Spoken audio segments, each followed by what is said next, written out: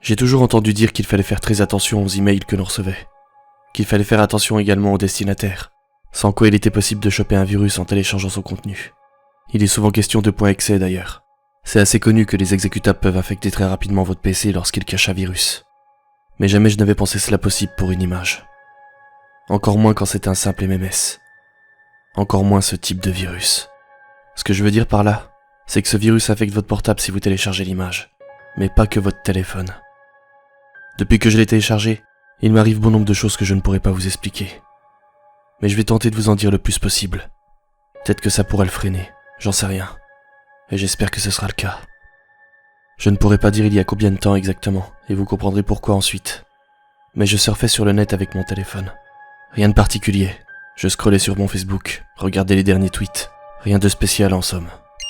Quand j'ai entendu la sonnerie de mon téléphone et que j'ai vu la notification d'un nouveau SMS, j'ai de suite senti une sorte de malaise. Je ne saurais vous expliquer pourquoi, mais c'est comme si mes sens s'étaient mis en alerte pour me prévenir d'un danger. Et quand j'ai vu le destinataire, j'ai frissonné. Il était écrit « The Red Eyes Man », comme s'il avait été enregistré dans mon répertoire. L'encadré du numéro de téléphone était effacé, comme s'il n'y en avait pas. C'était un MMS. Il contenait une image, qui portait le même nom que le destinataire. L'image faisait froid dans le dos. C'était un portrait d'un homme qui semblait faire un immense sourire. Mais plusieurs détails étaient troublants. L'image était floutée, ce qui déformait son visage et lui donnait un air particulièrement macabre. Ses yeux quant à eux étaient rouges, et il semblait me fixer à travers l'écran. J'ai immédiatement ressenti un gros malaise. J'avais vraiment l'impression que cet homme me fixait réellement. J'ai d'abord voulu supprimer le MMS, par simple réflexe, pour éviter de retomber dessus en fouillant dans mes messages. Mais j'ai décidé qu'il serait bon de le garder, pour éventuellement montrer l'image à d'autres personnes, pour qu'elles me disent si elles aussi l'avaient reçue. Alors j'ai verrouillé le téléphone et fait quelques recherches sur le net. Mais je ne trouvais rien de concluant en tapant Red Eyes Man. Alors je suis allé me coucher. Le lendemain matin, j'ai regardé l'image de nouveau. Elle était toujours aussi dérangeante.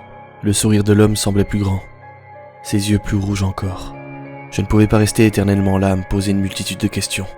C'est alors que j'ai eu la pire idée qui soit. Je l'ai téléchargé, pour faire une recherche par image sur Google. Je venais de lancer le téléchargement, quand mon écran s'est mis à clignoter fortement. Je le sentais également vibrer, comme si je venais de recevoir une centaine de SMS en 1 minute. Et il me semblait entendre comme une sorte de respiration, très légère, venant du haut-parleur du téléphone. J'ai paniqué, et j'ai immédiatement éteint le téléphone et l'ai jeté sur le lit au loin. Mon téléphone était sujet au bug. Cela faisait 2 ans que je l'avais. Il commençait à se faire un peu vieux. J'avais déjà eu des problèmes de vibration, mais pas de cette envergure. En revanche, je n'avais jamais eu de problème de haut-parleur, ni d'écran qui clignote, et encore moins de téléphone qui se rallume tout seul, affichant l'image de cet homme en plein écran. Lorsque j'ai vu le téléphone sur le lit se rallumer, et l'horrible visage de cet homme sur l'écran, je me suis précipité hors de la pièce. J'ai soufflé quelques minutes en m'appuyant contre la porte de ma chambre, et j'ai remis mes idées en ordre. C'était un virus, c'est certain. Du moins, c'est ce que je pensais à ce moment. Jamais je n'aurais pensé à ce qui allait arriver ensuite. Je suis retourné à l'intérieur de la chambre, en me répétant sans cesse que ce n'était là qu'un logiciel informatique qui a perturbé mon smartphone, et rien d'autre. Le téléphone était éteint à présent, toujours posé sur le lit. Je l'ai récupéré, l'ai mis dans ma poche et suis sorti pour me changer les idées. Je suis allé au parc près de chez moi. Question de me ressourcer un peu. Lors de ma marche, je me suis posé une multitude de questions à propos de cette image. Je me suis assis sur un banc et j'ai allumé mon téléphone. Après tout, le mal était fait. L'image était sûrement dans mes téléchargements. Alors autant faire la recherche par image, pour voir si des personnes l'avaient éventuellement postée sur internet. Ça m'aurait au moins permis de savoir d'où l'image provenait. Je n'avais plus rien à perdre. En le rallumant, l'écran de mon téléphone a légèrement clignoté. Je m'attendais au pire, alors je n'ai pas été trop surpris. J'étais surtout étonné que ce dernier soit rallumé. Je le pensais complètement HS. Je suis tombé directement sur l'écran d'accueil. Pas d'image de l'homme aux yeux rouges. J'étais un peu rassuré. Peut-être que le téléphone était réparable. Sans surprise, en fouillant dans les fichiers téléchargés, il était là. Ses yeux rouges semblaient plus luisants qu'avant. J'aurais juré que son sourire avait encore grandi. L'image semblait encore plus dérangeante et morbide que précédemment. J'ai directement ouvert Google et été ravi de constater que ma 3G fonctionnait encore. J'ai alors importé l'image, de sorte à ce que Google trouve son origine. Normalement, La recherche par image vous retrouve des images vraiment identiques à celles que vous avez envoyées, à quelques détails près. Mais je n'avais encore jamais vu ça. La correspondance a dû complètement bugger. Je voyais une seule et unique image, celle d'une sorte de jardin. Je l'ai alors ouverte, et ai constaté que le site internet hébergeant l'image était particulier. C'était une série de caractères sans cohérence. Il n'y avait ni .com ni .fr, juste une série de caractères. Je ne me suis pas attardé dessus, et ai regardé en détail ce fameux jardin. Je pouvais voir une silhouette tout au fond de ce dernier. Une silhouette d'un homme grand, très grand, qui semblait tourner vers l'objectif de la caméra. Son corps était flou, mais ce qui m'a fait réellement paniquer, c'était un détail troublant. Il y avait une autre silhouette, assise sur un banc, sur son téléphone, à peine 2 mètres devant la silhouette floutée. Ce n'était pas un jardin, c'était le parc, et la silhouette sur le banc, c'était moi. Je me suis retourné presque immédiatement, lâchant presque mon téléphone sous le choc. Il n'y avait rien, et mon téléphone s'est mis à vibrer violemment. L'écran a clignoté de plus belle, et les haut-parleurs semblaient diffuser des rires particulièrement morbides, déformés, comme s'ils venaient d'outre-tombe. En tremblant de tous mes membres, je me suis empressé d'appuyer sur le bouton marche-arrêt du téléphone. Juste avant de l'éteindre, je l'ai vu de nouveau, me regardant, me souriant, comme s'il était satisfait de ma frayeur. Je n'ai pas dormi chez moi cette nuit-là. J'ai appelé un ami depuis mon téléphone fixe, prétextant un dégât des eaux, puis je suis allé dormir chez lui. Il était pour moi impossible de rester seul après avoir vécu cette horrible expérience. Je n'osais même plus toucher au téléphone. Il était resté dans ma sacoche depuis mon départ du parc, jusqu'à mon arrivée chez mon ami. Nous étions devant Netflix quand il m'a interrogé, et il m'a demandé pourquoi j'avais le teint si pâle. J'étais certain d'avoir perdu la raison, que tout ce que j'avais vu dans le parc n'était qu'une immense hallucination. Mais ça ne m'a pas empêché de parler. Je lui ai alors tout raconté. Sa réaction était inattendue.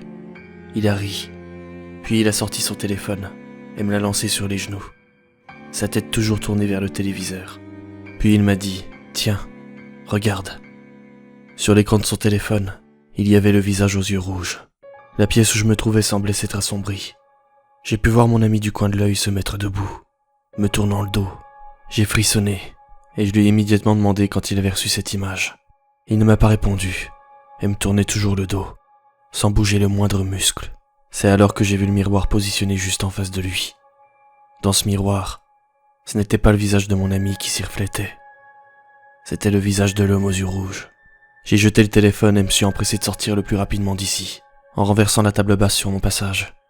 Juste avant de franchir la porte d'entrée, j'ai pu entendre son rire, comme sur le haut-parleur, fort et macabre.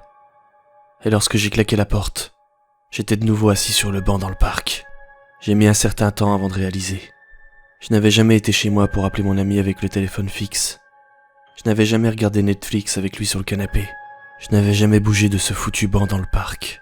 Et j'avais toujours ce putain de téléphone dans les mains. J'étais tétanisé. Je ne savais plus quoi faire ni quoi penser. J'avais tout imaginé. Je me suis même demandé si ce que je vivais là n'était pas également une autre hallucination. Le téléphone affichait toujours la recherche par image. Mais cette fois, une nouvelle image était apparue. Je l'ai ouverte. Et j'ai de nouveau vu la silhouette de cet homme, toujours dans le parc. Sauf que cette fois, il se trouvait plus près de moi encore. Il avait contourné le banc et fixé ma silhouette, le bras droit tendu en ma direction. Il se trouvait à peine à 1 mètre de mon visage. De nouveau, j'ai eu le réflexe de regarder sur ma droite, pour voir s'il s'y trouvait. Mais rien. Et comme précédemment, mon téléphone s'est mis à vibrer de plus belle. Mais avant qu'il n'ait eu le temps de faire quoi que ce soit d'autre, j'ai retiré la batterie de ce dernier. J'ai eu ensuite une réaction assez primitive. Je me suis mis à courir, le plus loin possible de ce foutu banc, le plus loin possible de cette entité qui semblait en avoir après moi. Je suis alors monté dans ma voiture et ai mis le cap en direction de chez mon médecin traitant.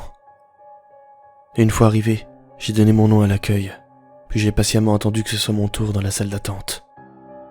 Et lorsque j'ai entendu mon médecin prononcer mon nom, j'ai enfin eu un regain d'espoir. Si j'avais un quelconque problème mental, j'allais enfin être fixé. J'avais dans l'idée qu'il puisse me fournir des médicaments, m'empêchant d'halluciner. Une fois face à lui, je lui ai tout raconté. Comment j'ai reçu l'image, jusqu'à l'histoire du parc, pour finir par la visite chez mon ami, et l'étrange retour en arrière qui s'en est suivi.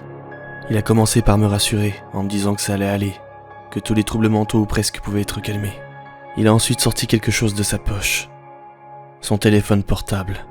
Puis, il l'a posé à côté de moi, et il m'a dit « Tenez, regardez ». J'étais tétanisé de peur et n'osais pas regarder le téléphone. Je savais ce qu'il y avait d'affiché dessus. C'est alors que le médecin s'est mis à rire, de plus en plus fort. La salle est devenue très sombre. Et là, d'un seul coup, il a tendu ses mains vers moi et s'est mis à hurler. Ses mains étaient à quelques centimètres de mon visage lorsque j'ai fermé les yeux aussi fort que je le pouvais. Ensuite, tout s'est arrêté. Je n'entendais plus rien, plus de rire, plus de cris, juste un léger bruit, difficile à identifier. J'ai alors lentement ouvert les yeux et ai vu d'où venait ce bruit. C'était un arroseur, l'arroseur du parc. J'étais de nouveau sur le banc. J'avais toujours mon téléphone dans les mains. Et une nouvelle image était apparue, une troisième, dans la recherche par image de Google. Je ne l'ai encore jamais ouverte. Et je n'ai toujours pas bougé de ce banc. Car je sais que sur cette dernière, il s'est rapproché de moi, plus près encore. Et je ne sais pas ce qui va se passer quand il m'aura attrapé. Et pour être franc, je ne préfère pas le savoir. C'est pour ça que je vous enregistre ceci. Et je ne sais pas qui va pouvoir l'entendre. Je ne sais même pas exactement combien de temps s'est écoulé depuis que j'ai téléchargé l'image. Je ne sais même pas si je suis encore de ce monde à vrai dire. J'ai perdu toute notion du temps. Mon sort semble scellé. Mais peut-être que vous aurez la chance d'entendre ceci et ne ferez pas la même erreur que moi. Une chance pour moi que l'enregistreur vocal de mon téléphone fonctionne toujours. Sans quoi, je n'aurais pas pu vous alerter. L'homme aux yeux rouges semble corrompre toute votre perception de la réalité. Il agit comme une sorte de virus. Au début, je pensais que ce n'était que le téléphone qui serait infecté. Mais je me suis lourdement trompé. Il semble attaquer directement votre cerveau, une fois que vous avez téléchargé l'image. Il s'installe et se fait une place, vous corrompt complètement, et vous fait perdre tout sens des réalités. Ce qui m'a le plus convaincu de vous envoyer ce message vocal, c'est lorsque j'ai remarqué ce que j'ai fait. Sans le vouloir, certainement, mais je l'ai fait. Dans les messages envoyés, j'ai retrouvé tout le répertoire de mon téléphone. J'avais envoyé un message à tous mes contacts, sans en rater un seul. Vous savez tout comme moi ce qui se trouvait dans ces messages. J'étais infecté par le virus. Et le virus voulait s'étendre. Dans ma folie, j'ai alors envoyé l'image à tous ceux que je pouvais. J'ai certainement infecté tous mes contacts. Me voilà maintenant coincé sur ce banc, le téléphone dans les mains, en train de vous enregistrer ce message. Je n'ai plus rien à faire pour me sauver. Je sais que je n'ai très certainement jamais bougé de ce banc. Je ne sais même pas si un jour ce message va être entendu. Mais je devais vous prévenir. Si un jour vous recevez un MMS contenant l'image de l'homme aux yeux rouges, ne la téléchargez jamais, car il vous infectera. Et lorsque ce sera le cas, ces yeux rouges vous fixant à travers votre téléphone vous fera plonger dans la folie la plus pure.